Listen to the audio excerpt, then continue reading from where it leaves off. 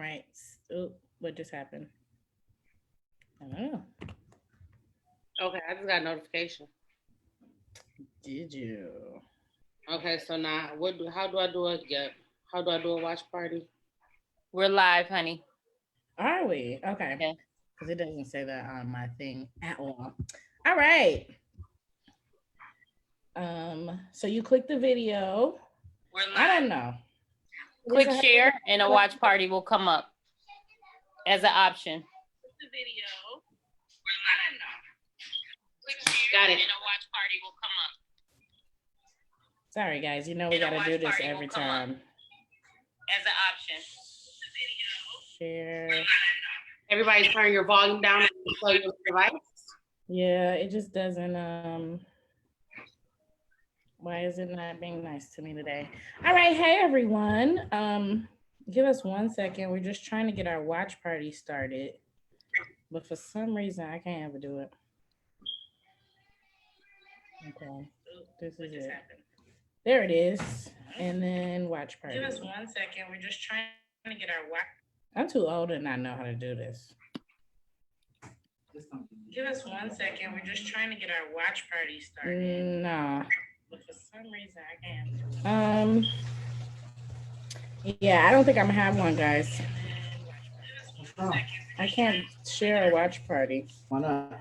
Anyway, I don't think I'm gonna have one. Hey, hey Maria, thanks for joining us. I don't know, it's not showing up. All right. Well, Lena Bina, thanks for joining us. I can't I have to continue. Hey Chrissy. Hey Nat. Hey Kay. Hey Kay. Her name is Kwame's home. So guys, as we continue to make sure that we are streaming from all of our pages and are sharing on all of our lives, just bear with us. We are almost ready to go. Welcome to the Golden Girls podcast. It's your girl T Mitch. We got Maisha in the building and your girl D Ray. Actually, Elijah, I'm officially D Will, as you can see, as the little name. That's right. Change it up. Make it happen. That's right, Elijah. D Will in the building. He a hater. He talking about And so we are here to have a conversation with you all tonight. And just as soon as D Ray is ready, D Will, I apologize. Now I have to get used to that. Yeah, there's a lot of light. Ain't nobody thinking about him. Oh no. Okay. And so let's start while she's still navigating her way. Let's start with our check-in. Just kind of how are you feeling today, Maisha? Today was a lot better. This week was a struggle for me because of everything that was going on. With our people and stuff like that. So I did struggle with it a little bit, but overall it's okay. Like, as you get a little further away from it, you're able to think about it a little more logically and not so emotionally and without so much anger. So I'm in a better place today for sure. Okay. D Will? I am, how am I feeling? I don't know. It's actually been a very somber week for me. I kind of went numb at the beginning of it. I didn't really put any effort into it. I didn't really talk about it. I didn't pay attention to it. I kind of thawed out a little bit yesterday and gave it some energy. And it was extremely aggressive. Like everyone is just so angry and upset, and it's so much. But I don't know. I feel like I'm waiting on the other shoe to drop. So I'm just kind of here, and like I'm hurt, I'm confused, I'm sad, I'm, all those things. But we're here. We're alive. Thank God. And that's really all I have right now. It's hard to distract from it because we quarantined too. So that kind of adds onto it. Because all you really can do all day is look at social media, and that's what's like everywhere. Yeah. So I don't even have like much of a distraction. Yeah. Another thing that makes it worse. And so I ditto the emotions. I will say, though, I have had a distraction from it because I had the opportunity today to just kind of be in front of some young people, helping to brighten their day with some music and things like that. And so just enjoying the day with them. So that was really cool for me to be able to do. But still knowing and acknowledging that in the background that we were going to have this conversation. And it's honestly a heavy conversation to have, but it's one that we must have because it's important for us to allow those that value our voices to express their opinions as well, and to hear our opinions as it relates to the things that are going on. And so with that being said, I do want to take this time to go ahead and turn it over to D. Will and let you just kind of go ahead and flow with the conversation. Thank you. I was hoping she just kept it and just rocked with it for the rest of the conversation. You were trying to get so I know. It's say nothing. I was like, I'm gonna just be quiet. Yeah, no, it's okay, because the truth is I'll jump in where I see that I need to jump in and take over, because again, this is heavy. And we definitely have to acknowledge that. And in this time, be present and be willing to be help and aid to others as they process what's happening and what continues to happen. Yeah, absolutely. And so a lot like Teresa said, we've been talking all week, and we kind of felt that it was extremely important to get together and just kind of process what's going on. Like she said, I don't know if this conversation is more so for you guys or for us yet. I think it's a little bit of both. I know that I have a lot of built up energy about it. I know that the other two ladies on here do as well. We definitely want this to be an open dialogue. We want to make sure that everyone is able to voice their opinion. So if you have, comments or anything, please write them in our comments. The three of us, we are streaming live on Golden Girls page. The three of us also have watch parties. So we are watching and we're waiting because we want this to be something that we can talk about together. Obviously, it's three Black women. We are talking from the view and the perspective of Black women in this situation. We just want to make sure everyone is heard and appreciated. So please join us. And outside of that, I mean, we really can get started. The past, I feel like week or two has just been kind of ridiculous. It feels like we've just been getting hit everywhere. I mean, well, we already know 2020. Oh, wait, before we do that, I got to shout out my shirt. I want y'all to see my shirt. Yeah. Yes, Big Greg. Girl, listen, if we didn't get nothing else good out of all of this, we got a governor that's, doing her job. And yeah, I like her. I like her. We had Rick Snyder, and baby, we would have been messed up. But Rick Snyder where he at in the past, honey. Listen, but anywho, sorry guys, I had to give Big Gretch her just the touch. Huh? I rock with her. Big ups to Big Gretch. But yeah, so this week has just kind of been something like I think a lot of the confusion kind of started with the Christian Cooper and Amy Cooper story, where Christian Cooper is bird watching in New York, and Amy is supposed to have her dog on a leash and she does not, and so he asked her to put it on. She got extremely offended. If you have not, go Google the video. I'm not sharing Amy and her craziness anymore, but definitely look out there. It's on Google. Basically, that's goofy shit she did. Oh man. Oh, thank you. Okay, hold on. Does that change, Sahaya? Let me know. She just texted me and said we can only see one person at a time. We can't see all three of y'all. So sorry. Oh wow. Oh, okay. Yeah. So I think that might have changed it. Yeah, you did. It popped up on my watch party. Different. We got three on there. Okay. Good. See, that's why we love you guys. That's why we need you. Right, because we don't have our producers, so we just thugging it at this point. We be thugging it. I can't wait till we can start recording again. Oh, Lord have mercy. Sound effects when I say something sweet. Right? Like shout out to my house. We miss you. Oh yeah, it's okay. But anyway, so you know, like that happened. And I think the craziest thing for that story for me was that she knew he was recording her and she still got on the phone, called the police. And I don't know if they couldn't hear her, they didn't understand what was going on. But this woman started screaming to the top of her lungs as if he was getting closer, as if he was hurting her, less as if she was actually threatened. And it just blew my mind. And for me, it struck me hard because it's like that level of privilege that she really believes that she can do this. Like you have so much privilege that you can flat out lie on video and you still really believe that you're gonna get away from it. Like that level is just. You want to know what was the wildest part about that video to me? Is that this whole thing was about this man just wants you to follow the rules and he's asking you to put a leash on your dog. Mm-hmm. But no, listen, the whole time, sis can't fucking breathe as she talks because the dog is acting the fool and she can barely hold on to the dog that she refuses to put on the motherfucking leash. And that po baby. The dog, she's choking the dog because she's so busy trying to threaten this man, sound like the man threatening her, and lie at the same time.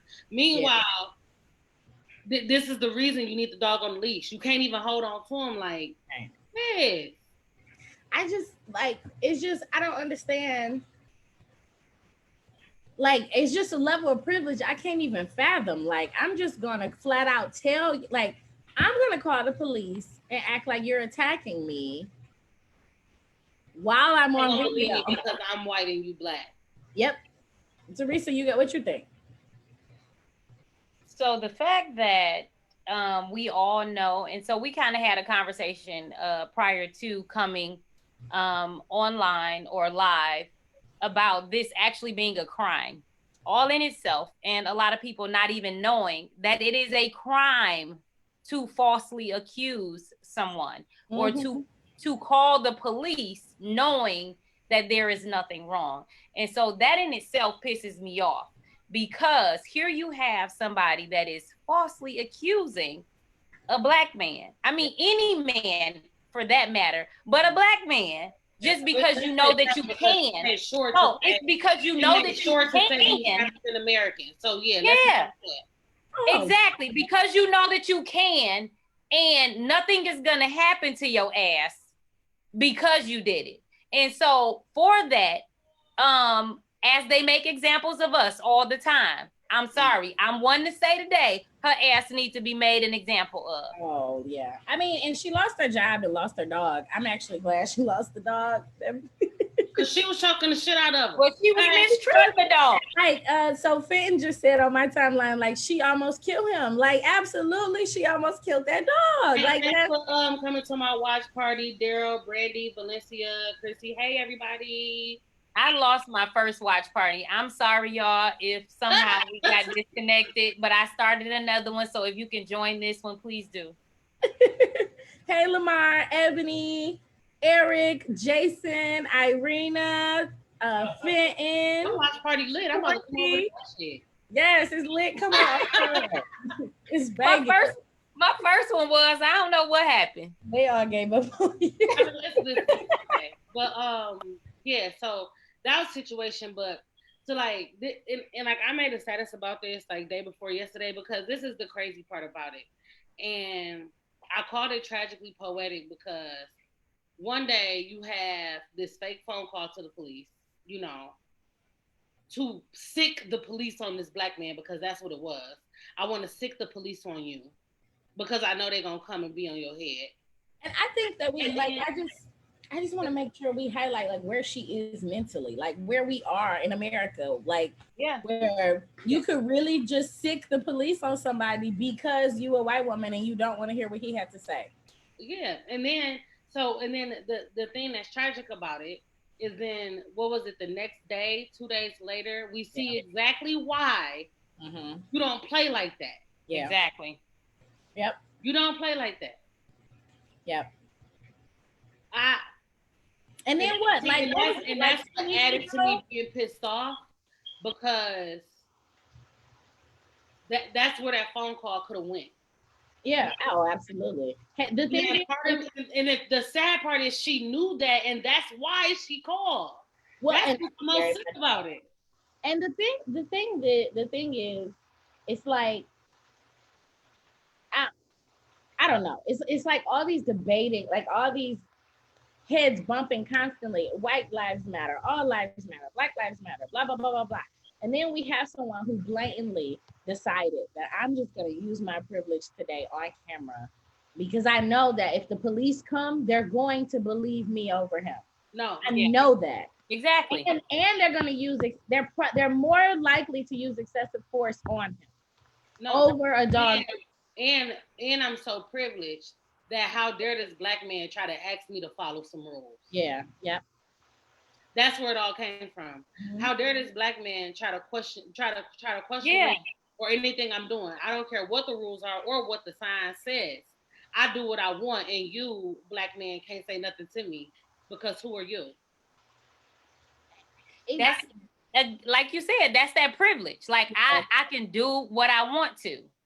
And how dare you tell me to put my dog on a leash or that the rules say put my dog on a leash? But like to me, like that really breaks my heart. Like it really, I mean, like I've always been extremely vocal on like African American rights and making sure we're equal and equitable rights. And like that's why I chose to work in the profession that I do. Like all those things. And it felt like this week it just hit me even harder. Like we're really living in like this is almost worse than a movie. This is like we're really living in a place where a woman can just call the police and lie on somebody and it's perfectly okay. And if he doesn't get her lying on video, and he might die. Like that that is heartbreaking. That's terrifying.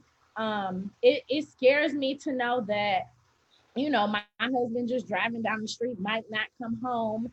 I'm not exactly sure how other races or other people deal with it, but like it's kind of common in Black culture. You get pulled over, you call somebody. You have to tell somebody that you got pulled over in case you don't come home. And not only do you have to tell somebody, but you respond though, and it didn't get there. You know what I'm saying? I said, so shout out to the cops that did respond and didn't take it there. Absolutely. Yeah. You but you also, and we shouldn't have to say that because that's their job, but I'm going to go ahead and say it. Yeah. But to your point, you want to make sure though, and this is for African-American males or African-Americans in general, when you do get pulled over, you want to make sure that you're in a well-lit area. You want to make sure, honestly, now that you have the opportunity so that your camera can be seen and pick up the video. And we shouldn't have to do that, but we do. We absolutely do. Yeah. That's hated for so many reasons. But I know we're gonna go deeper into it, so I'm gonna save a lot of my stuff. But yeah, 2 days later, we find out I don't know exactly how it happened for you guys, but I woke up to tons and tons of pictures of George Floyd on the ground with a police officer's knee in his neck. And I can't speak for all Black people, but for me as a Black person, like that tears your soul up seeing that, because it's almost like you imagine yourself, your brother, your uncle, your this, your that, like, because it can be anybody. And it's just so heartbreaking that like it is so demeaning to get on social media and see people of other races like coming up with all these reasons that this man should have done things differently so he would not have gotten killed. And I mean, I'm sure most of you guys that are watching know we're in Michigan. Less than 2 weeks ago, it was a Capitol full of white people with AK-47 strapped on their bodies up to police officers this close in their face. And they never thought about pulling any type of weapons on them. They never thought about using excessive force. They didn't even touch those protesters. So no tear gas, no rubber bullets, nothing. There was nothing. They gave them in the middle of a global pandemic. Exactly. In the middle of a global pandemic. When there's a stay-at-home order in place by the governor. Yeah. Police officers are risking their lives to even stand there and protect the protesters. They're protecting them while risking their lives. But they see a Black man and it's just automatic threat. And I mean, I feel like we need to be real about the conversation. Like people who are not police officers, who are not Black, be real with yourself. When you see a Black man, if you automatically think a threatening response, you need to start teaching yourself to change that. That's a manual thought that you agree. Change. Like you got to check yourself. No, this is just like, because it's subconscious at this point. This is what I don't understand though, and this is my problem. Why is it not important? Why do they not feel like it's important or necessary to vet these police officers, to check their biases, to check? Because this is the thing. You about to send this person out and you only giving them 6 to 8 weeks of training. Let's keep it a buck. These police officers is not being trained. Like they don't got to go to school for years and years to learn to be a police officer. Meanwhile, they got so much power in their hands every day. They walk around with guns. They got, you know what I'm saying? It's just so much power. And this is 6 weeks of training. Okay. And then y'all not seeing, y'all really not vetting these people to see what the fuck is wrong with them. Because I'm going to just let you know.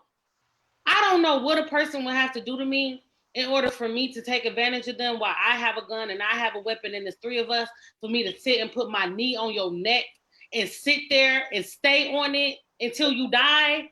Yeah. That's a crazy ass, like, what is wrong with you that even occurred to you to do? Because this wasn't a reaction. This, you can't give the story that we always get about how I was afraid for my life and he might have had a weapon, this, that, and the third. Y'all bullied that man. Y'all jumped him. Mm-hmm. 3 of y'all was laying on that man's body and y'all just sat there until he died. Mm-hmm. What's wrong with y'all? Like that's some sick shit. But what that does though is it goes me putting my knee on their neck in the concrete.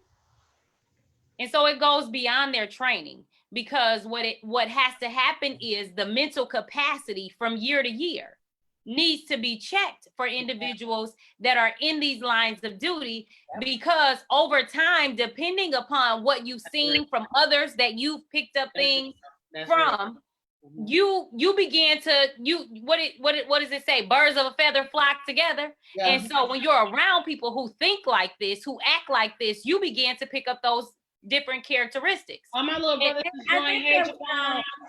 I think that we don't. I think we have to make sure we also remember that being a police officer is a level of power, and being in it after a while, like if it's not managed properly and you're not constantly being told to make sure you manage that problem and that power, and remember that you are serving, you're in a position of serving, and it's just like they say, like serving on the president, like it's a pleasure to serve, like you're serving people, like that's your first thing. It's an honor. It's an honor. Like you have to wear it as that, and you're always helping people, and that should be constantly checked. Now, I'll be honest, I'm not sure exactly how much police officers are required to renew their training, and I'm not exactly sure what that training looks like, but I know that it is, from what we've seen, it is not as in-depth as we would like.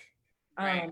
Because I know other service positions, teachers, they have to renew their license. Like they have to continue education. That's a requirement, like you can't just go get a degree 20 years ago and still those things might vary state to state as well. You know what I mean? Mm-hmm. Because I know, like, for lawyers, some states require that you continue education, some don't, mm-hmm. etc. So I know that that's something on the state level that changes from state to state. But back to your point though, yeah. It needs, like, I feel like there needs to be a continuance of education. I think that there needs to be some real trauma-informed training. Like, I think that we need to teach our police officers about working in different communities that they don't live in, that they didn't grow up in. And I think a beautiful thing that could be done, which I know is like kind of wishful. I don't think it's wishful thinking if it's done right. Try to get more people from that area to police in that area, because when you are familiar, if you grew up in a certain place, what might look threatening to somebody who's not from there, it's not threatening. Right. Yep. And then the people in that neighborhood, they know your family, they know your intentions, you grew up there or whatever, you have a relationship with them. So just like we do councilmen and all that stuff, like you need to have some people there. And I know that every police officer can't be from that neighborhood necessarily, but let's try to even it out, you know, and get these officers in the community more, because like, I feel like, you know, that could help that relationship. You get what I'm saying?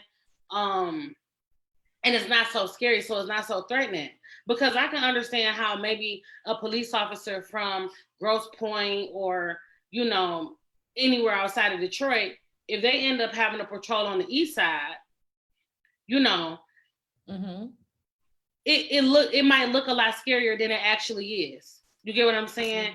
Hey, and everybody in my wife. You know, I just feel like they need to be more involved with the community, so you're not so afraid of the community. Yeah. And that the community respects you instead of thinking that they have to defend themselves against you type thing. Well, so, I also think that it is a level of we also have to just be real as individuals, like as an individual human who's a police officer, you have to accept the perception of the public towards you. Like when I worked for CPS, I knew walking up to a door, it don't matter who Destiny is personally, this person on the other side of the door is going to take me aggressively. Because same with being a lawyer, I'm already slimy and a liar. Yeah, immediately, you know, like it's immediate, and you have to know that. So when you walk in, you have to walk in with that armor, and you have to walk in being able to know how to deal with that. And I don't think, and I'm not in rooms with police training, but I don't think we hold them to that accountability, because hell, I went to be a CPS worker. I had to have 4 years, a 4-year social work degree. And I had to go through 3 months of training where I had to leave my house every day, 8 to 5, and like be drilled on how to keep myself alive in these situations. And it's just, I don't know if that same thing is happening for the people that we are handing guns. Like I was armed with an iPhone, and we handing guns to people who are getting less training in these situations. I mean, even in that experience, like I remember there are times that whenever you remove a child from a home, and I didn't do it often, but when I did, you have to have a police officer with you.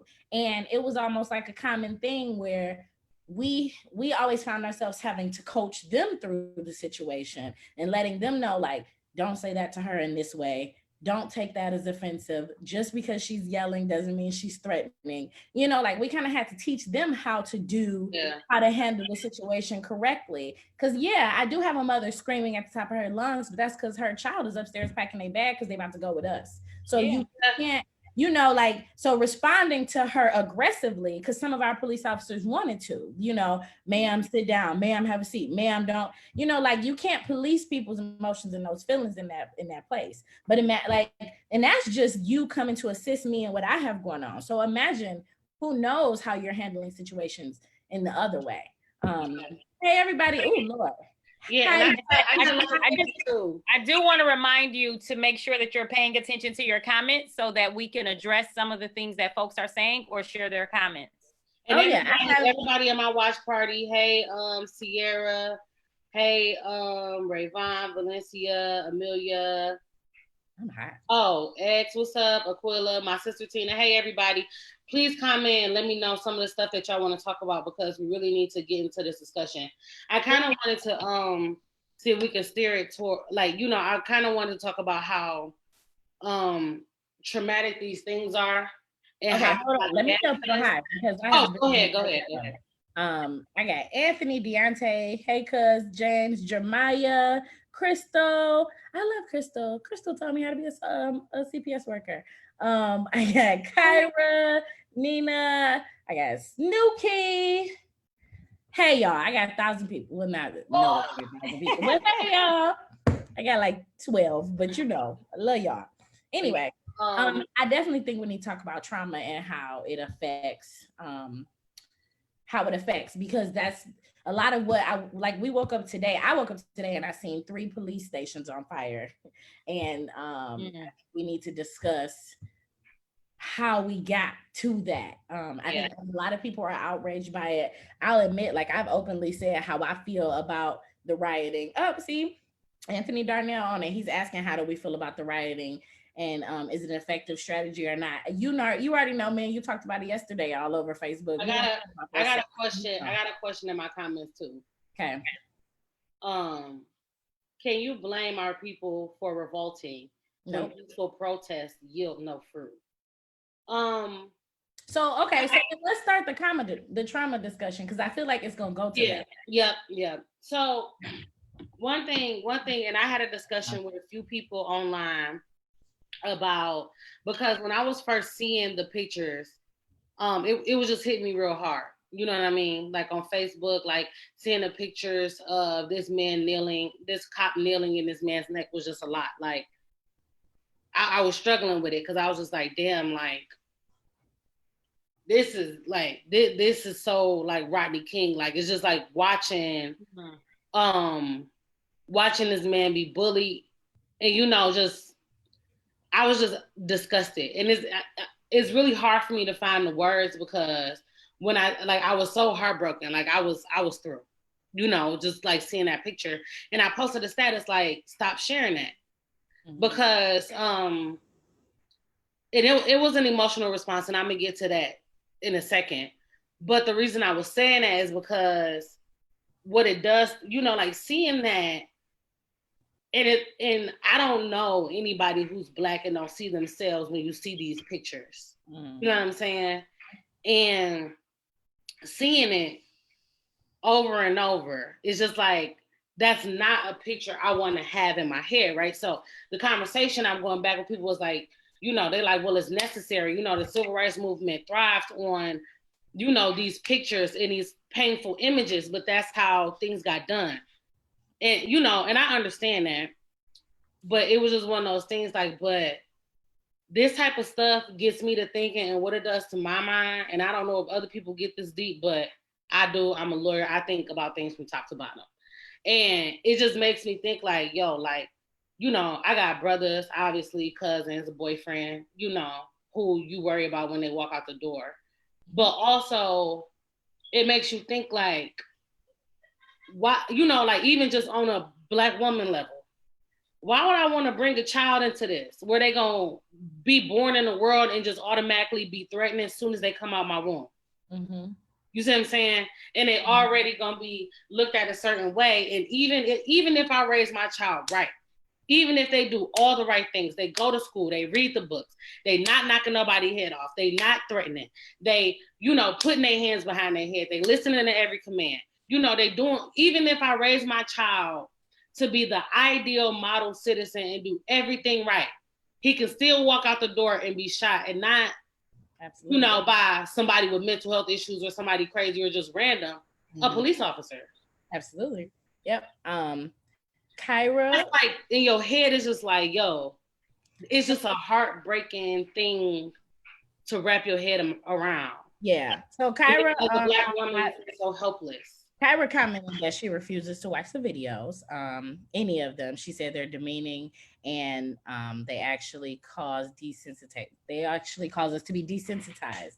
I agree 100%. It does, because to be honest, when I first seen it, like my first time looking at it, I scrolled past it like it was nothing. Like I looked and I said, somebody died, and I kept going. And I didn't think twice about it. Hey, Danny, I didn't think twice about it until I seen it a second time. And I was like, wait, like he died. Like we're in this situation again. We lost another life. But my initial time, like looking over it 100%, I scrolled past it. Like and literally, I think the words that came out of my mouth was, oh my God, we got another Eric Garner.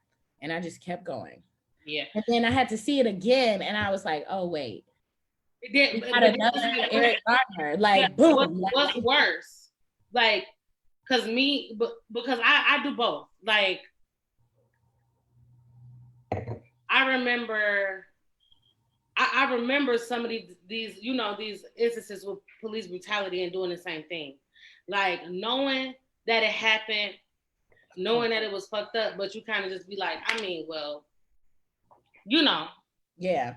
So let's talk about, okay, so we woke up this morning and we are now in a place where protest and looting is going on in all different places. And like when I first woke up yesterday, I was like, why are they doing Target? Like, I don't think Target makes any sense. And I still stand on that. But I have my reasons. We can go on it later. So But you know the reason why. I mean, I've heard the reasons, but I still think that I just feel like looting and like those type of strategies, I feel like they just need to be just extremely strategic on how we handle it. And I think that we need to map down exactly what the goal is. So like when I say strategic, like what exactly are we getting out of looting targets? Right. I'm happy. I want to share Monique's comment. Mm-hmm. Monique said, I just get upset because the same ones going out here and burning things down, however, they will not vote or take time to learn the law to hold people accountable. Yeah. And so Monique, I actually, because I want to be clear on my position. I'm not saying that I disagree with protesting. I'm actually not even saying I'm disagreeing with the aggressive protesting that's happening. I just want more strategy. Like, and I want the strategy to produce outcomes. Like as emotional as it is and as traumatic as it is for us, I just want to be figure out another way. Yeah. Huh? Or to be outcome oriented, even if you don't get the outcome. Yeah, like goal in mind. We're not just running around aimlessly. Yeah. Yeah. We keep referencing MLK and Malcolm X and all of these things, but they were a lot more like they were sitting down having meetings. They were strategic about what was going on. They took action. They didn't just move in anger. No, absolutely. Because I think a thing that we also need to realize is while Malcolm X was being, aggressive in his approach, Martin Luther King was not. People were sitting down with our decision makers and they were negotiating and trying to figure out ways that they could work around it. And, like there were levels of things that were going on as far as strategy. Because I mean, that yesterday we started the looting. We woke up today. There was 3 police stations that were burned down. Hey, Eva. And then we get a tweet from the president that literally says, when the looting starts, the shooting starts. And like people, like some people take me saying like, I don't agree with looting. Like, oh, you're against us. Like, no. But when he brings in the National Guard, like I'm afraid that I'm gonna be looking at CNN and I'm gonna see a sea of Black people dead because he will kill us. Like flat out.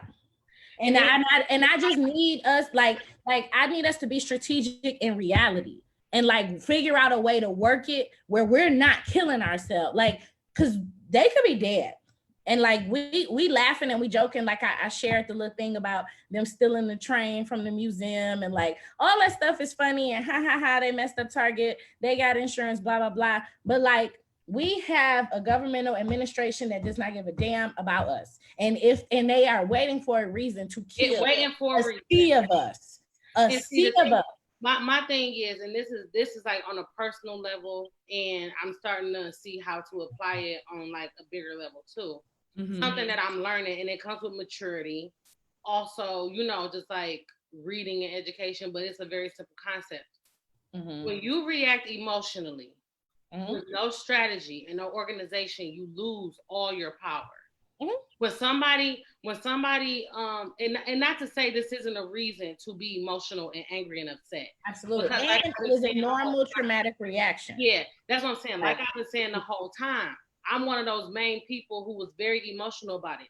And I get very angry about it too. And mm-hmm. I also had those thoughts of like feeling like I want to fuck shit up. So please don't like think I'm one of those people who just very docile and passive. I'm actually. And also, let me just be clear. If that happened here, and it, like I don't know, I don't know. But I think, but that's a very good point, because if it was here, how would you react? With you saying that, I mm-hmm. could be honest and say, where I want us to take action, anger might have come out of me. I may have led with anger versus. That's what I'm saying. It's like I understand how they felt, because like it's a buildup of events. It's not just an isolated incident. It's like it is not like they woke up in the morning and said we about to go fuck Target up. They went to go protest. and they got tear gassed and they needed milk to put in their eyes, and Target refused to give them the milk. So I could see how already going into that situation emotional and upset, you in this crowd of people, everybody's emotional, upset, or whatever, y'all protested. Then you get tear gas, which adds fuel to the fire, because this is why we out here. Because y'all treat us like we can't do the same shit as y'all. So I get why you pissed. And then you go try to get some milk and your eyes is burning and you upset. You know, I can see how it got to that level. So I'm not saying that I'm not coming at them no type of way at all. What I'm saying is that, you know, what we're all saying is like, we lose our power when we do stuff like that. And we really have to take a beat. Take a second. Because I'm gonna tell you, if we figured out a way to really stop Black people from shopping at Target, that would hit them way. There we go. But the problem is, and that's the thing, but the problem is though, it's like, you know, the Target got messed up. And mind you, it wasn't just the protesters rolling the stuff up at Target too, because there was also a lady in there pretending to be handicapped and stabbing people. Yes, I know. Which adds fuel to the fire. Oh no, there were tons of people in there stealing just to steal. There were so you get what I'm saying? And so I see the media of a white guy at an AutoZone, and he broke all the windows in the AutoZone. Yeah, he was not involved. Like even that's the what I'm saying. And we have to also not listen to the media as well as much, because there were people out there protesting, and there were some protesters who got pissed and started fucking shit up because they couldn't get no milk. But you also have people who were there who were not protesting, who were looting, and they weren't looting in the name of this protest. They were looting because it was an opportunity to loot. Yeah, absolutely. So let's not make it like all of these protesters who were out here for this very worthy cause were looting this Target, because that's not how that went down. Absolutely. Some of them, yes. Hold on, and then so Kyra said, check your comments, Maisha. I think this was in response to that earlier. She said they will always kill us. At least we are seeing their true heart. That's why we're shocked, because we thought we were a lot further along than we actually are. I was gonna say, I feel like we are in that shock constantly. Yeah, it's a constant shock, because we want to be in a better place, but we keep being reminded that we're not there yet. The ultimate reminder to me, and this is when I knew for sure, because you know, shit was going down as it was, but when Trump got elected, that's when I knew, like, oh, we barely. You get what I'm saying? That's when I realized where we really were. Like, I didn't know. So did y'all know? So the CNN building in Atlanta is being destroyed right now. Wow. And so situations like that, like what's our strategy in that? Like, and I don't know. I haven't researched it. I just found out. Like, what's the reason for destroying the CNN building in Atlanta? Like, I woke up this morning, the CNN crew got arrested for being out there. So you know what I mean? Like they arrested the crew this morning, and the CEO of CNN had to call the governor, like, to get them released out of jail. Like, I just really want us to, okay, so if these pictures need to be shared, because this is a big question that I have, because this is what I've been conflicted with, right? If these pictures need to be shared, and they're necessary, but they're also traumatizing to the Black mind and the Black heart. How do you know? Because we can't just ignore that trauma as if like, oh, it's just a necessary evil. That has to be dealt with, or we don't get nowhere. Well, I think that they don't need to be. Like, how do we do it? I mean, I know therapy. You know, Well, I think no therapy, but you get what I'm saying. I think it's a couple things, because I think it's important that they need to be shared, but I think we also need to realize that the world is completely different than it was during the civil rights movement and during the time that we were making all that change. Social media did not happen. If these pictures were not in newspapers or just being passed around, they didn't really get them. Like it was more of like you had to hear about it, and the stories had to be passed along versus the visuals being passed along as much.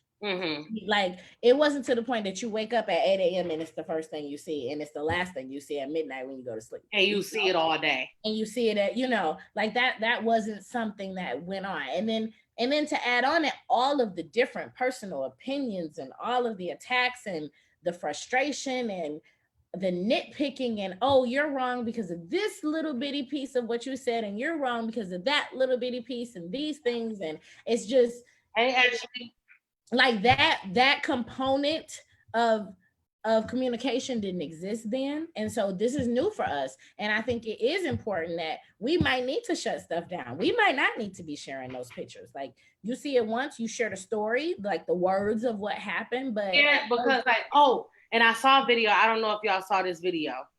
Shade Room posted it, and it had me tore up. The guy who took the video, they did an interview with him, and he was just talking. And mind you, this is another person, and he was such a great example of what like this stuff does to our brains, and like how it pauses us right in our tracks and just tears us apart. They were, he was saying like, I took the video or whatever. He was like, and I don't know if y'all saw all the angles, but it wasn't just one officer. They was all on him, like they just started fucking with him. Like, he was just telling what happened. He was like, and you could tell this dude is like, from the hood, like he one of us for real. This ain't just like, a black dude, but a black dude, like one of us for real. You could tell it in his dialect, the way they're all us. We gotta. Yeah, but you get what I'm saying. Like, basically, I do, but I gotta like say, hood, like he hood. Yeah, so definitely has dealt with the black experience. Yeah, like, so he's talking, and first of all, he's crying. You know what I mean? Mm-hmm. And secondly, he's just like this. He's like, first of all, I was recording it because I knew that it was important to record it. Because he was like, but then I also like couldn't believe what I was seeing. But then I was seeing it and it was tearing me up. And he was like, and mind you, he's like, I'm not one of those people. You can ask anybody. I'm not one of those people who just let stuff slide. He like, I'm on it. Like I'm translating y'all. He like, I'm on it. Like I'm the type that will pop off. You know what I'm saying? He was like, it was so terrible. And he was crying for his mama. And this man was like, it was just like, yo. And the thing is, black men, right? A man, when they get to crying for their mama and begging, bro, you know what point he at. And so let's talk about that level of trauma too. Like on his side, he's watching this man be murdered. And normally, if you're watching a murder, who do you call? Right. But you're watching this happen, and the people that you would call are committing the murder. Yeah, they're the ones committing it. How, like, that message? So now you just stuck. Your entire brain and everything on how you would process it is now interrupted, and it's messing up because it's like malfunction. I need to get help, but help is the people who's causing it. And then it happens, and then you get reactions from people who don't look like us, and they say, well, he should have complied. He should have did this. He should have did that. And it's like, wait, what? He on the stomach, on the ground. It's 3 people on top of him. He's handcuffed. And so let me say this. Let me say that I have not watched the video. I couldn't watch the whole video. I have not watched it, and I will not. However, I have listened to commentary. And so I listened to Frankie Darcell and Adolph Mungo, Shaka Johnson, and Wendell Anthony. And I listened to them. And just even through listening to their depiction of it was very emotional for me. And it caused so many different emotions to rise to where I was able to see, even though I had not seen the actual video. And so it makes you think of all of the others that had come before him, because that's where I immediately went to. I went to the individuals that we've lost to at the hands of the police prior to George Floyd. And so just even with that, so I can't even begin to phantom this gentleman, Maisha, that recorded it.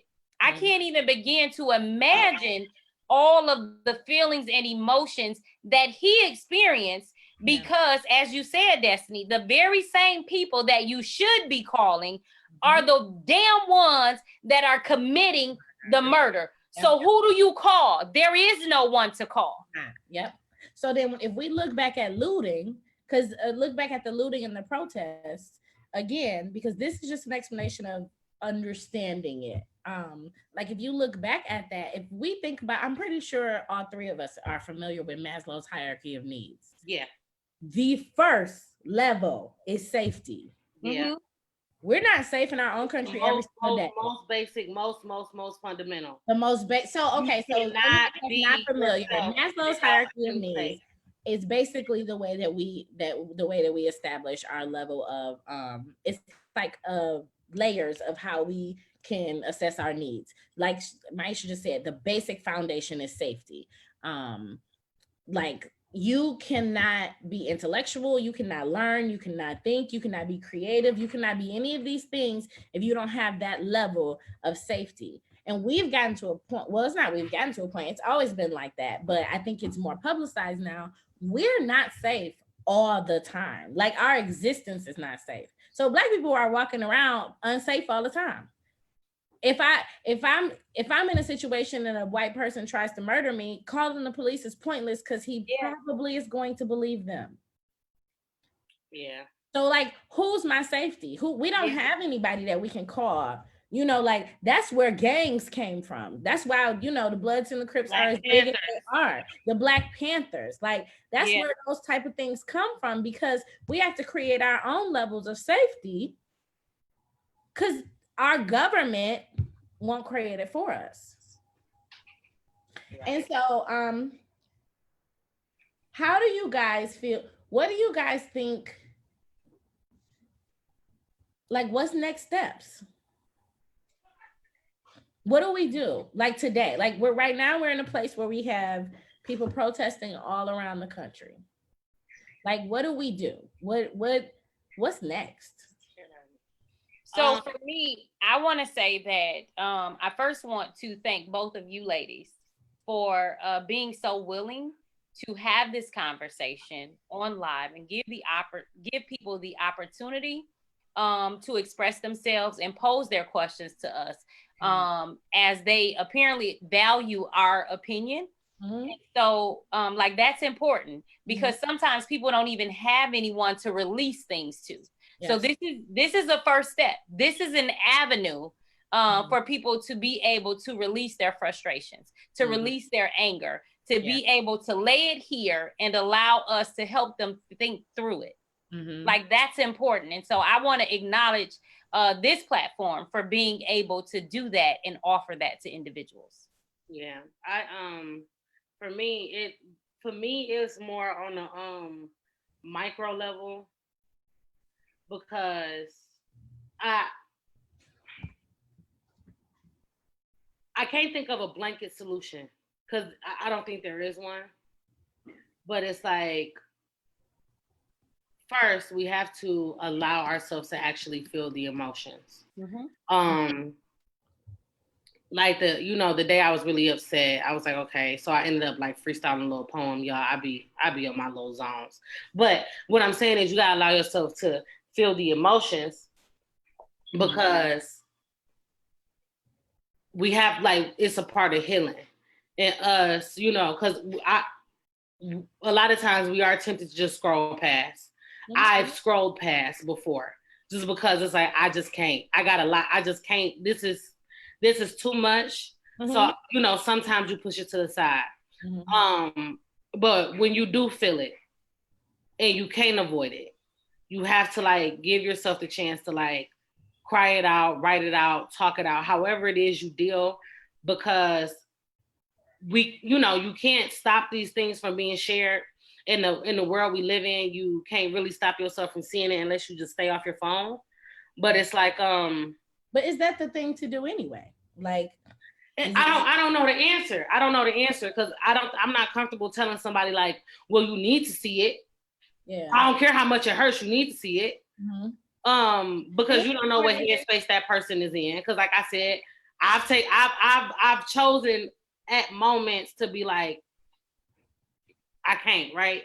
Yeah. And even more than seeing it, is it appropriate to go? Because I don't know if we directly answer Anthony's question. Is it appropriate to go out and protest And is that effective? And is that the strategy? And what does that look like? Hey, Diana.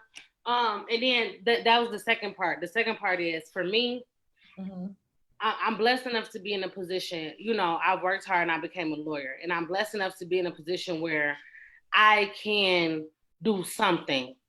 I can't solve the world's problems. I can't solve racism, but I'm in a position where I provide an opportunity for representation for us. You get what I'm saying? In certain places, in certain rooms where it's not a lot of us in there. And so, I think we all need to decide, like, what can we do? Everybody isn't a lawyer. You don't have to be. Everybody isn't a social worker. You don't have to be. Everybody's not a police officer. You don't have to be. But I think every single person can say, okay, well, I could, if I'm a man and I see a Black woman who's raising a Black son by herself, maybe I can help aid her in that conversation with her son. You know what I'm saying? You don't have to be a doctor or a lawyer or a social worker to do that. You know what I mean? So whatever it is on your level that you think can be productive, stick to that. The protesting can be productive. The looting is an emotional response.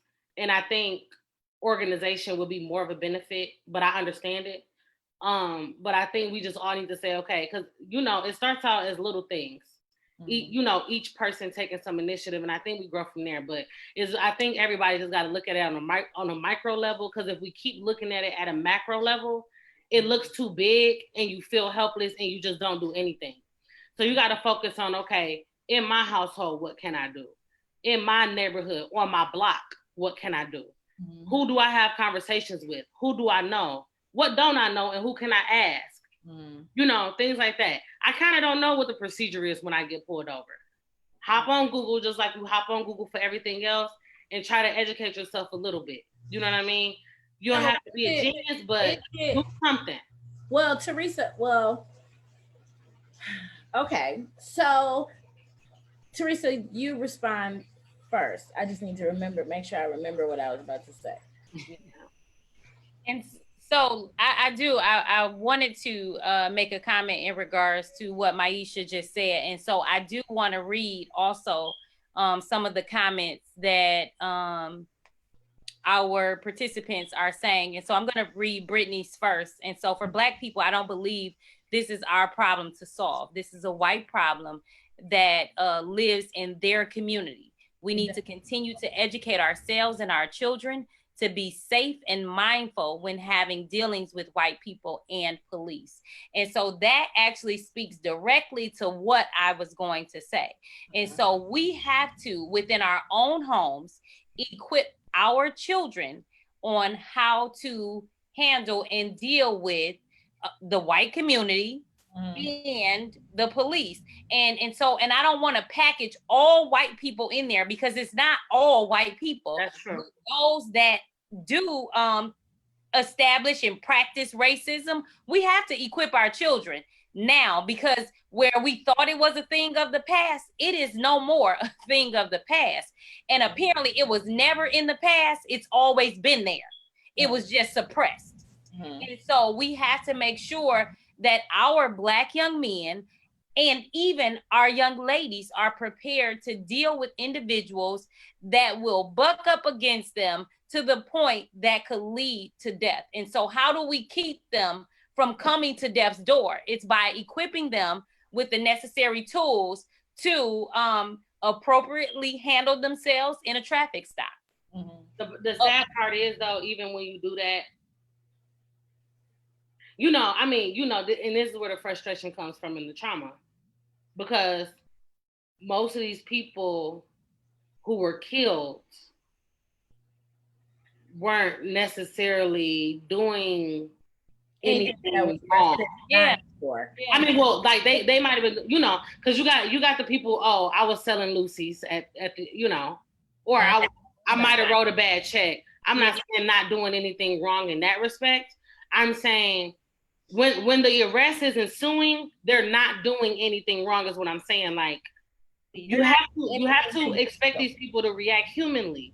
You get what I'm saying? At the same time, and as a police officer, I think you need to give a little bit of room for that. Like, you can't get all on your high horse because somebody got smart with you because you pulled them over for a ticket. She got an attitude because you pulled her over for some bullshit, and come to find out it really was some bullshit you put her over for. So you can't get all high and mighty just because you pulled somebody over and they got an attitude because they getting a ticket. Even if I was speeding, bro, I'm still pissed I got caught. But you know what I'm saying? Back to the level, the conversation that we were having about power and being reminded that you are there to serve, and you're pulling them over not to like slap their hand because they were speeding. You pulling them over because it was a safety issue to the rest of the people. Right. Like you have to be thought as that you are constantly protecting. You like the whole point of everything you're doing is that you're constantly protecting the greater good. So I actually want to go back and respond to Brittany, I think, when she said like she believes it's not a Black person, it's a white person problem in their community and they need to fix it. I understand that logic 100%. I do. Racism is something that white people do because of oppression and the way that things have been built. Something they participate in. It is a problem that white people have. I think that it is foolish, and I'm stand on 10 toes of this. It is very foolish to expect. I'm sorry, Elijah must be connected to the speaker that's next to me. We still can't hear you good though. Oh, sorry, it just cut on. I'm like, what is going on? Anyway, I'm standing on 10 toes on this. It is foolish for us to sit and wait for white people to fix this problem in their community, because this is a problem that they don't see directly. Like you, as a white person, you have to manually choose to acknowledge racism. You have to teach yourself to notice it. You got to teach yourself to do it. And so I think that I just don't think it makes sense for us to like, yes, we can put the blame on them. Because I had a few debates where people were saying like, you can't put that responsibility on Black people or people of color to manage white people's racism, but it's life or death. And so I don't think that we're supposed to have that responsibility, but at the same time, like I just feel like we keep begging white people to do stuff, racist white people. But like the thing is just like they're not gonna do it. Yeah, logically speaking, and I'm gonna piggyback and say like I understand her logic. Absolutely. You know, so I'm not discrediting her because I get exactly what she's saying. Mm-hmm. And in the perfect world, she's absolutely right. But absolutely. You're asking, but you're in theory, she's right. What you identify as a problem, they don't identify as a problem. Exactly. So when you say fix the problem, this is not a fix a problem for them. This is an institution that I have built that is working the way I built it to work. So when you're telling them to, you're trying to ask them to fix it, that is it's working. Fix what? Wait, Teresa, what'd you say? It's an implicit bias because you are carrying this with you from one generation to the next, because that is how your granddaddy felt, to your great granddaddy, down to your sister, your brother, whoever. You guys have carried this, and so that is what you believe. It's in your subconsciousness. It's subconscious. Telling white people to solve the issue of racism is trying to ask somebody to demolish a mansion that they inherited from somebody. Yeah. Why would I do that? I understand it's a pain in the ass for you. Yeah, but that's not. I just got a whole mansion, sis. Like, what the fuck? I'm my own shit down for. But the funny thing, Maisha, is that most of the time they don't understand that it's a problem for us, because, like Teresa said, it's so subconscious that they don't think that we are really having these problems. Yeah. Most of these people that are like debating back and forth and doing like the extremists, they genuinely don't believe that we are having any of these issues, because it's all based on experience and perspective. They don't understand that they've never lived in a world where their skin has been a weapon. Well, their skin technically are the weapons, but whereas being perceived as being an actual weapon, like they've never lived in that type of world. Yeah, but I'm saying like, and you add that privilege on there between Karen privilege and a white man privilege, it's just, and then like, and the worst ones. And the worst people are the ones. I mean, all white people have privilege, so it always grants them some advantages, regardless of if they're trying to or not. That's just the way the institution is. But the worst ones are the ones who have figured out how to manipulate that privilege and step on people with it on purpose. Like Amy Cooper. And the thing is though, and it's like, I get that we're phrasing it like it's a white problem, but it's not a white problem because they thrive off of it. Mm-mm. You get what I'm saying? It's not a problem for them. It's a created thing. That's what I'm saying. So it's not a problem for them. Like, it's one of those things like the system ain't broken, it's doing what it's intended to do. Absolutely. Type things. It ain't broke. It's not a problem. So you just said it. The system was built according to who? Right, exactly. So that's what I'm saying. So you expecting white people to help you make their lives harder? That's what that's what you asking them to do. Why would you do that? Yeah. And the thing is, when I say harder, we don't even mean all the time like not like hard, literally harder. Like like having to take the moment where you step back and really realize that your existence has been created with stealing and murdering people and like completely snatching complete cultures away, and understanding that your ancestors have completely cut off full nationalities at their kneecaps. Like, that's hard to swallow. It's hard to take in what non-privilege looks like, and being like empathetic to that. Like I was telling, I think not only that, doing something to help us get there. Like, because that's a whole nother level too. When a few years ago, I worked at a high school and we did this thing called Challenge Day. And there's this white guy that worked there. His last name is Benson. He's awesome. Love him to death. He really dived into it. So Challenge Day is a program where we spent a lot of money, brought this group in from California, and we locked per grade. So we did 9th, 10th, 11th, and 12th, locked the entire grade into the gym from 8 to 4. And they went through all these different activities on like addressing their trauma. And so we had like the toughest kids who were in gangs and all these other things on the floor crying by the end of it.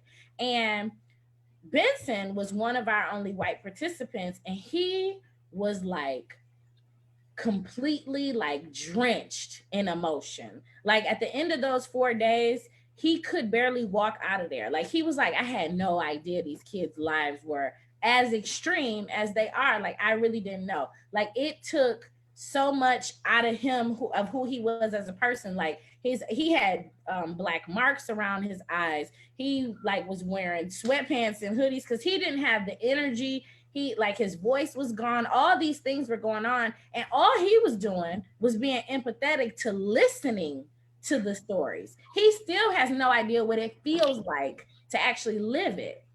But he made that choice to emotionally go there with us. And he was so uncomfortable.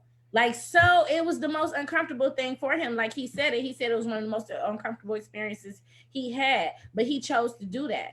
99.9% of people aren't going to do that. Mm-hmm. Like, and so that's why I asked, like, what's next? It's easier to put the blame off on the people before you and act like the problem has nothing to do with you. It's easy to just be like, that wasn't me. I didn't do it. Yeah, no, I ain't got time for Karens today. But so that's why my question was next. Like, what's next steps? What does that look like for us? Because I know that Maisha, you mentioned that you think microly, individually, like what can you do inside of your home, and what can you do? What are the small things that you could do, which I think is extremely valuable. Ironically enough, my brain is the exact opposite. I'm a macro social worker. Like, that's literally my certification. Mm-hmm. So my thoughts are that's why I'm looking at Target like, I need it to be a little bit more, like, I need the strategy on the top. Like, I need to know what the goal is, and then we work backwards from it. And I think it's important to have both of those perspectives, because responding to it traumatically, you need to be able to do your small things. You a black man, it's a black boy that lived down the street with a single mom. Let me go and give him these things. But I also need to be at my city council meeting and finding out what's going on. I also need to make sure I'm voting at all of the elections, not just the presidential ones. Like, I need to make sure that I understand Like I have a full understanding of what's going on with these protests and see what's happening. I want another thing that needs to be revisited. Another thing that needs to be revisited. Well, wait. Before you switch, I want to say, I think that it's important to have the macro discussions, because if we get caught up so much into what's individually going on directly in front of us, we also aren't going to be able to make a move as a unit and as a community. And so, Teresa, go. So what I've been pondering on is, how do you disrupt things? Yeah. But in a way that is most impactful. Yeah. That will create policy and go beyond. And you said it. You can't just vote when there's a presidential election. You have to be involved in with your city council and the things that are within your community. Go ahead. Black people, this is the thing, and this is one thing that I learned while I was working for the city of Detroit. Black people have to be reminded and retaught how the system really works, because you leave us to our own devices sometimes, and misinformation gets spreaded and people sink their teeth into it, because we have to reteach our people. That's why the whole Make America Great. We have to reteach our people what it is to be a citizen and how to partake in that process. Because if you ask people, like, it's really people out here who think that Trump has some control over when these states open back up, and he don't. No, he does not. But the reason they don't know that is because they don't understand basic government. You get what I'm saying? So, like, just like people have sunk their teeth into my vote doesn't matter. So we have to re-educate them on how the election process works and why it does matter. But even before we get to that, we have to change our belief systems. We gotta believe in our government and believe in the system. And I know that we don't. But we can't do that because to be honest, like, as a Black person, are you ever gonna trust the government? No, but that's also why I'm not gonna vote. You know what I'm saying? But there has to be a level. So listen, I'm not saying that it means that we have, because I don't necessarily believe in it, but there has to be. This is the only option we have, unless we're just going to move out of the country. So we have, like you said, we have to figure out a way. Unless we're going to do something radical.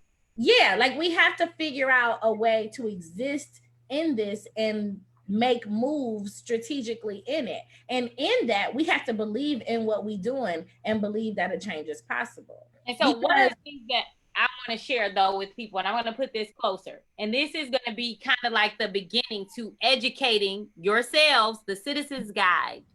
And so this is kind of the first step. This teaches you Advocacy 101 so that you learn who those individuals are that you can call, that you can write to help get things changed. Because guess what? The people that vote for them are the ones they're going to listen to. And depending upon how many times they hear it, honestly, that's how they move, because they know that their vote depends on it. And so I'm encouraging everybody that is watching to tell somebody else to get more active in the shit that really matters. For real, because we are so caught up in the materialistic things. We're so caught up in all of the other stuff. You have to make sure that you are in the know of the things that really matter. And now, right now, I think we need to be direct.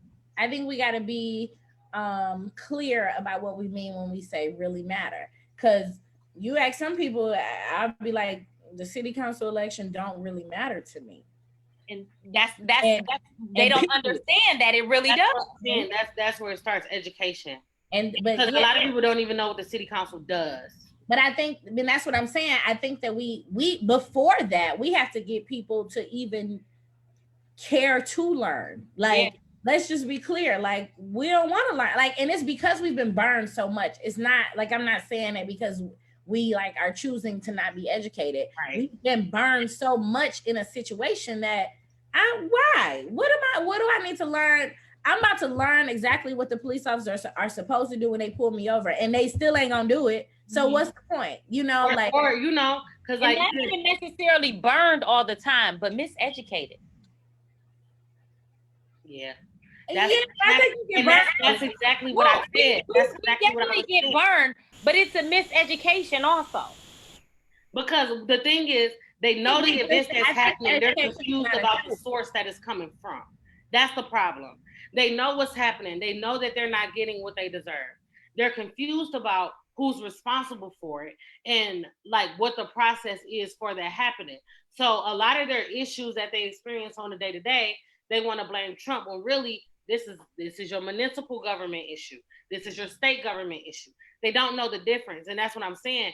Misinformation. We on social media fueling misinformation, and people sink their teeth into it, and because everybody's so lazy and just want to click a share button instead of really figuring out what the information actually is. You got people who share articles on shit that happened 2 years ago. That's how you know, like, it's instant gratification stuff, and people sink their teeth into this stuff because this person I talk to on Facebook all the time is sharing this article, and I saw it. And then it's a whole discussion about it. And I done been talking about this for 2 days. And then, oh yeah, this article 2 years old. Mm-hmm.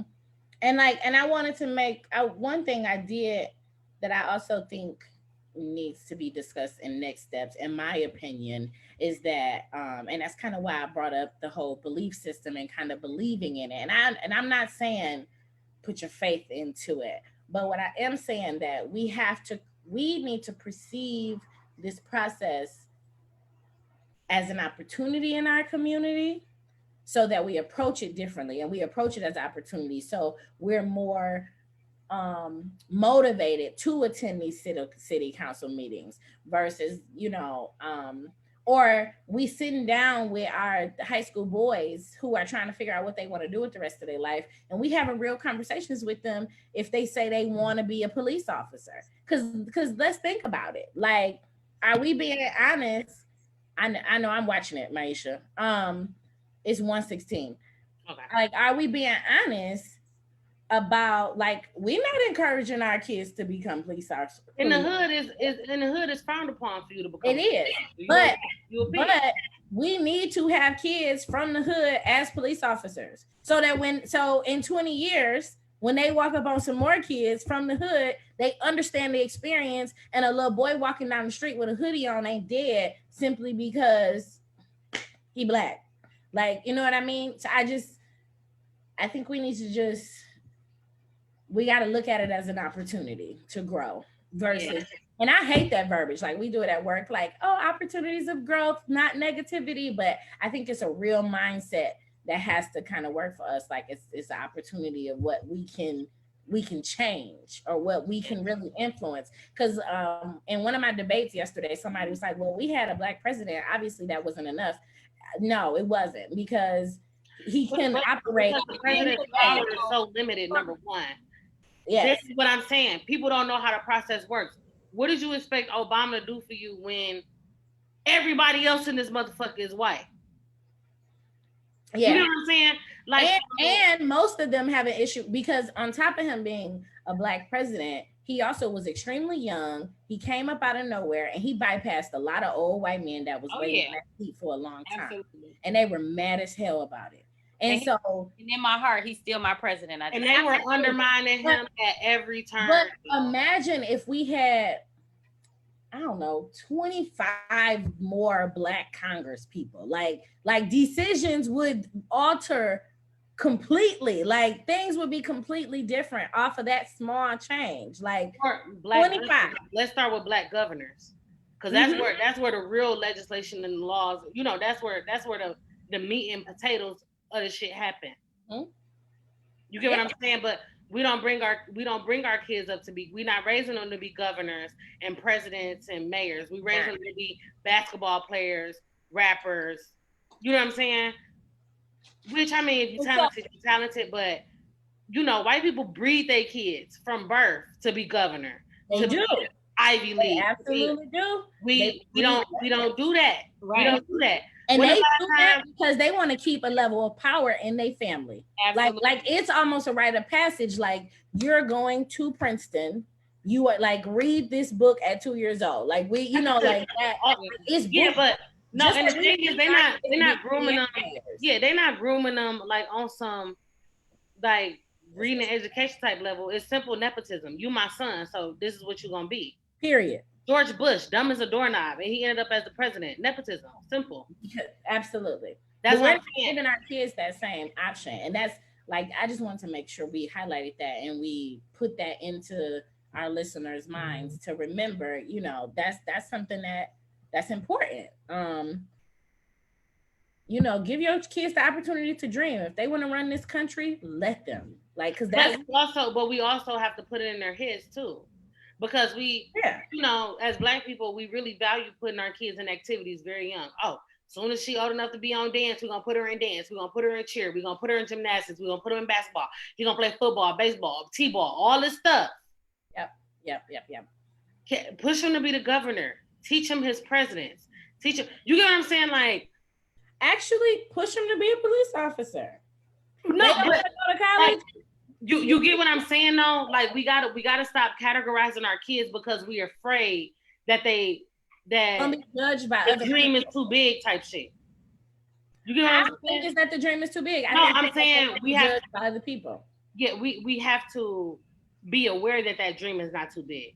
Yeah. It is absolutely possible for your son to be the governor. It's absolutely possible for your son to be the mayor. Mm-hmm. Like, it's literally meeting people, getting to know a lot of people, and begging them to vote for you. Yeah. But you know what I'm saying? But what I'm saying is it's not looked at as a positive profession in our community. Politicians it's not, they're not looked at like doctors and lawyers or teachers. Like, they just not. Like, they looked at as it's a negative thing. Like, it's pretty much like, oh, you don't get the praise of it until you've won an election and you sitting in the seat. So we need to change our rhetoric. We do. Absolutely. And we need to change the messages that we are giving our children. Those are the ones they need to hear. You absolutely can be the governor. Yeah. Like, they need to know that that's possible. Yeah. And here's the route. You know what? But I'm going to keep it a book, not just them. Sometimes I be needing to hear that. Absolutely. You get what I'm saying? These people who come straight out of college, they're budding and they stuck, got all the potential in the world. Straight out, girl, please. But they only thought, I need to get a job. Mm-hmm. Yeah. Because you hit, it's just, I feel like sometimes we are trying so hard. We have to change our rhetoric, but our value system. I wonder if he meant Ann. Anthony said we need to change our rhetoric, but our value system. Maybe he meant and our value system. Mm-hmm. I don't know exactly. And so I want to go back to something that you said in regards to, and I'm so for it. Let me say that. I'm so for encouraging our young Black men to become police officers. I am.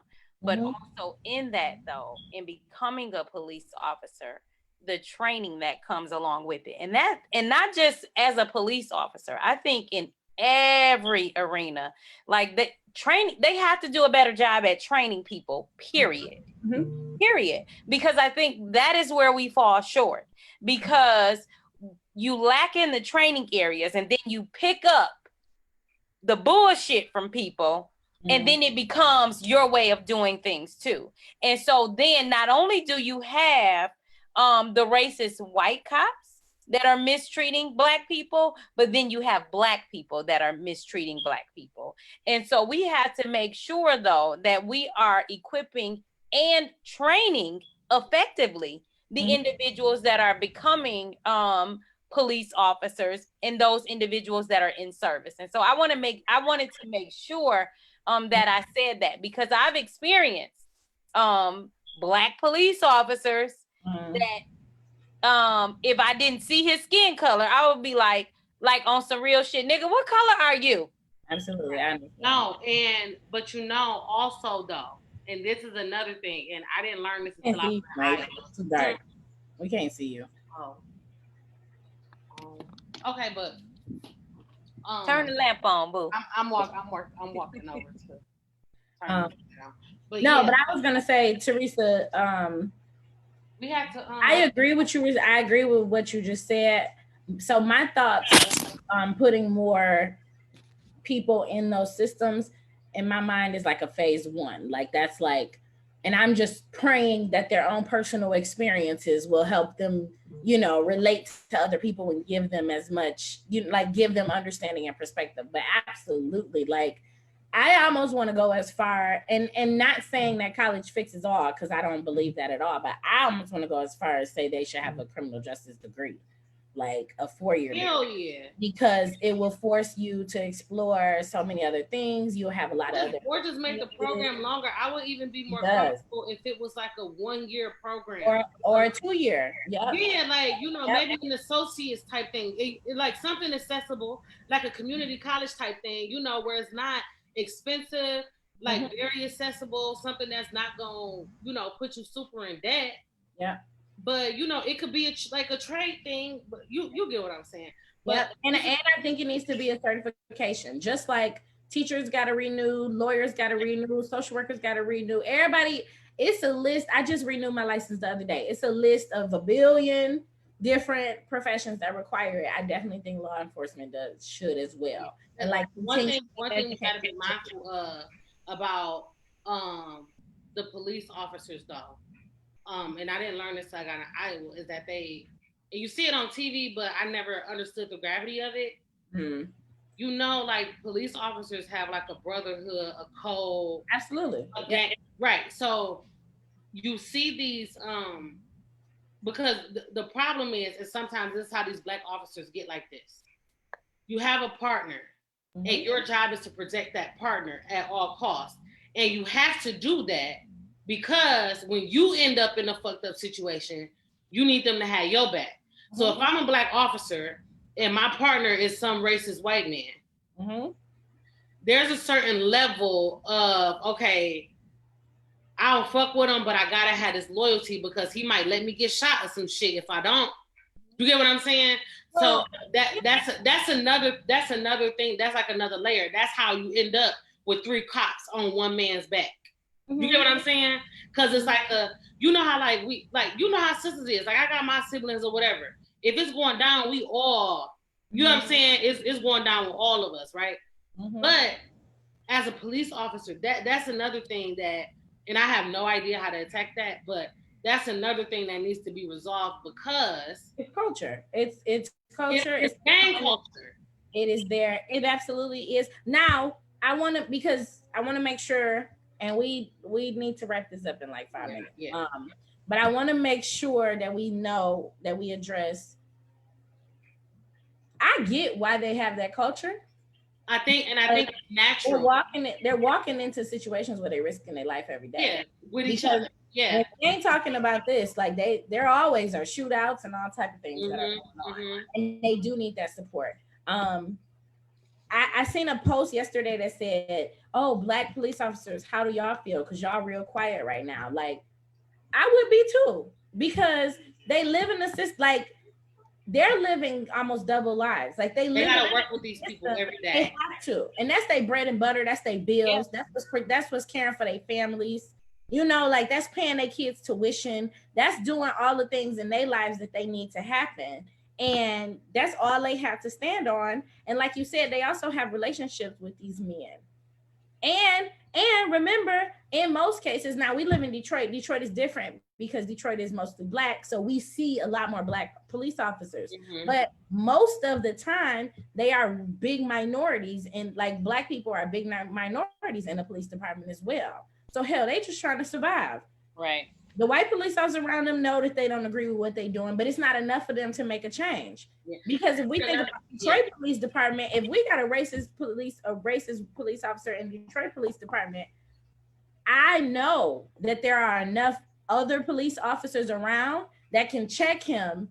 And I you know what I mean? So I still feel safe. That's not the case in a lot of other departments, Yeah.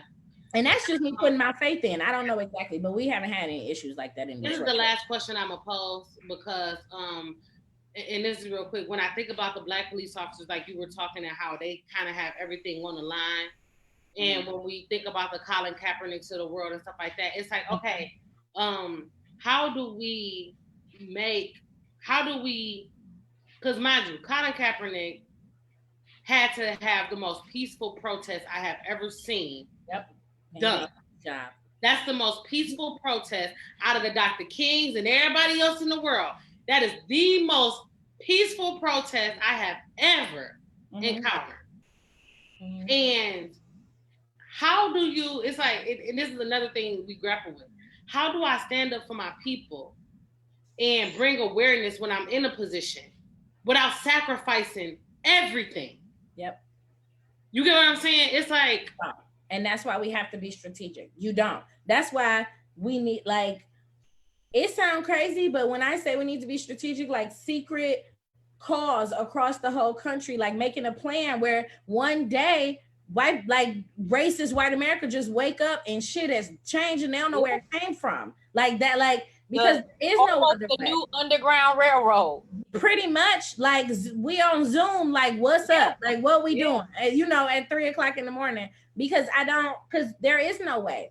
There's no way to stand up for your people without sacrificing it, unless you are on such a high platform that it doesn't matter. Like an example that I talk about all the time is Beyonce, because people say, oh, before she got grown and did the whole police protest, everything, people were saying like, oh, she do what the white people want. She's super poppy. She do, you know, like she got that blonde hair. She's light. She's this, she's that, blah, blah, blah, blah, blah. She had to get all the way to a status where it didn't matter. And she was so rich before she could actually speak out and really speak on being a Black woman. Teresa, you muted. Oh, I don't know if you're trying to talk to us, but you muted. Yeah. But, and the same thing. This is what I'm sorry. Okay. This is what I'll try. This is what I want people to understand. Because Colin Kaepernick is an NFL player. He was one of the best in his position, and he lost it all. Like, you literally have to be Beyonce. Like, no, listen. And listen, in my view, because even Barack Obama can't do what Beyonce can do. Because, and this is what I need people to understand about Barack Obama, because I understand people be mad. He didn't do nothing for us, this, that, and the third. But listen, you got to understand, first of all, hope is more valuable than anything he could have done for anybody. Mm-hmm. But number two, it's like, dude, do you know the tightrope this man had to walk on? Yeah, he did an amazing job. He had to walk on a tight rope. He had to run a tight ship. He could not do it. He wore the wrong color suit and they went on his ass.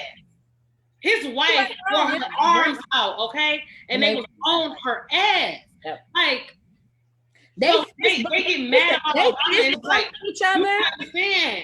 They fist bump each other at an event, and they started calling them terrorists and said this was a sign of terrorism.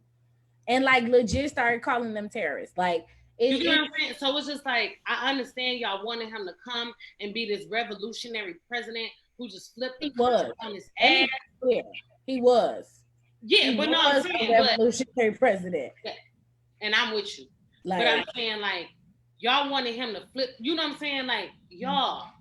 So what y'all wanted? They've killed white men for trying. Mm-hmm. You get what I'm saying? Yeah. And you know what? I think that level of bravery is something that we need. But like I said, we need to be strategic, because every time Obama walked into any public anything, my heart dropped because I thought they was going to shoot him. No lie. The night he won, he had to move the way he moved so that they did it. Could you imagine? Because this is the thing. Could you imagine Barack Obama getting elected and all the hope and everything we was filled with? Do you know what would have happened if he would have stepped out of pocket even a little bit and gotten killed? Mm-hmm. What that would have done to Black people? Yeah. He had to do that, yo. Like, he had to kind of like take it slow. Because if not, bro, come on. Okay, so because we are at an hour and 35 minutes.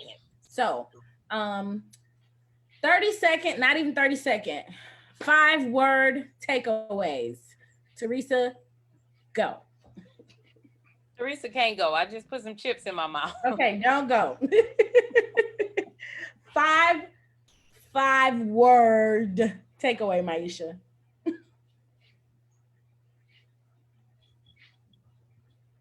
All right, I'm gonna let you think, Maisha. I swallowed them chips. It's gonna be quick. But like I said, let's move in action and not anger. I like that. Okay. Maisha, what you got? Do what you can for the people around you. You just do your best. Just do what you can think of to help. Mine is remember. Don't forget that humans are 5 words. We are no matter what, no matter how we try, we have to be a community. That's more than 5. But we have to be a community. I love that. So we got to be like, always think of yourself, but always think of everybody else too.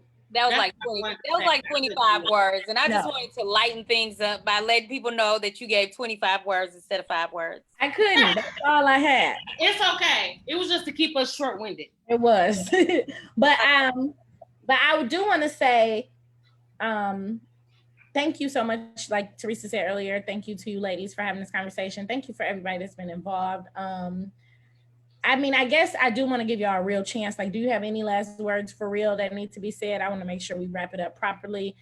It's extremely important that we continue to have these conversations. Obviously, there is no right answer. We've talked in circles for an hour and a half about all the possibilities of what could be and what's going on. And so I just want to make sure I at least encourage everybody to stay blessed, stay spiritual, unplug when you need to. And give people a break. Like I give people a break because we are so like one and done. Like, she agreed with this, canceled. Like, give people a chance to be people, and you'll be surprised what happened. Real quick, I'm gonna just say, just participate, get in the game. City council meetings, figure out, if you really wonder if your vote counts, just take a day and just try to figure out how this election process works on the different levels. You get what I'm saying? Just try to be better citizens for your community, for yourself.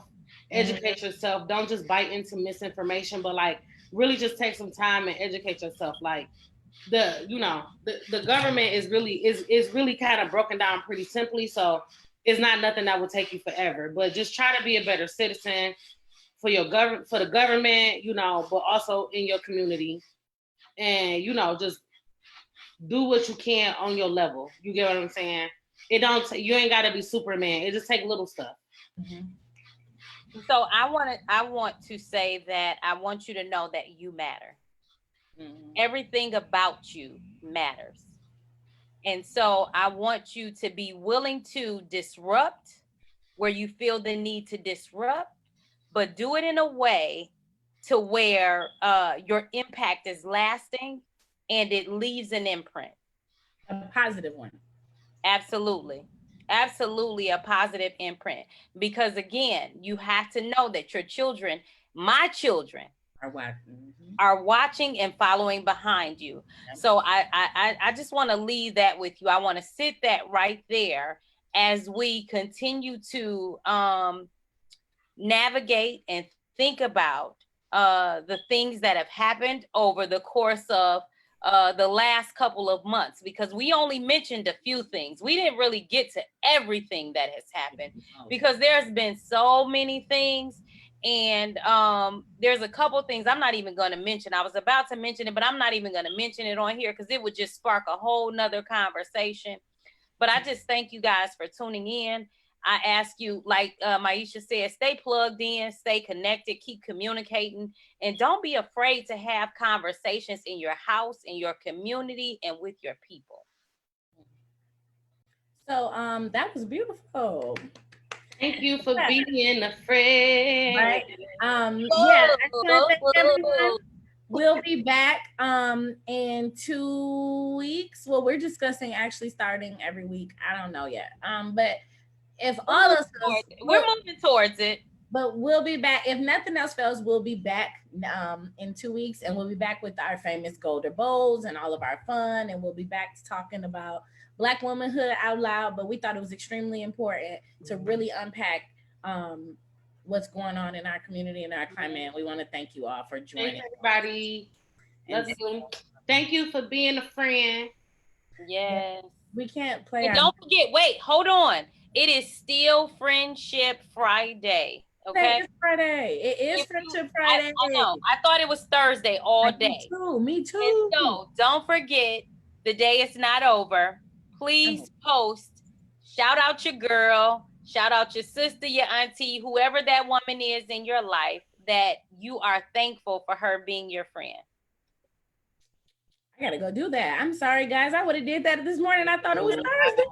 I did. I thought it was Thursday all day. I'm just saying this whole little quarantine got us all thrown off. The days running together. They are. All right. Bye, guys. What's funny? I don't know how to stop the live. I can't keep saying goodbye. I got it. Okay, bye, guys. Mwah. Mwah.